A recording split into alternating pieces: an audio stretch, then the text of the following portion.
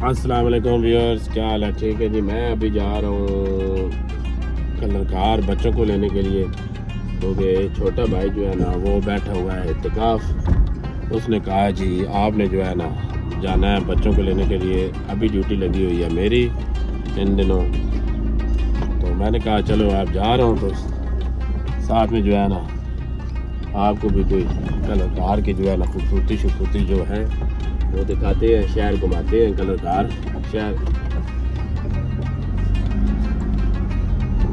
अभी मैं यहाँ से जहाँ पे अपनी शॉप है वहाँ से निकल पड़ा हूँ।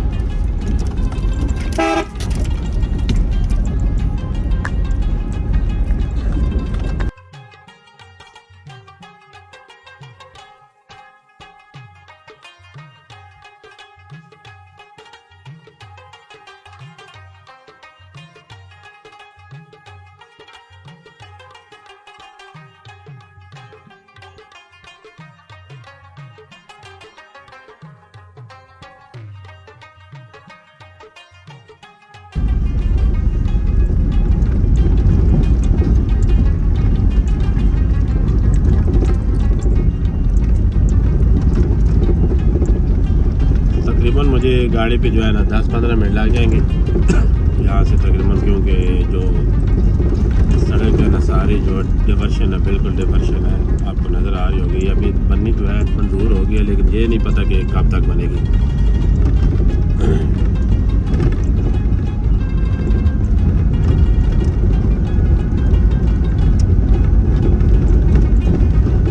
अभी जो है ना 7-8 दिन मेरी ड्यूटी है मुकम्मल जी।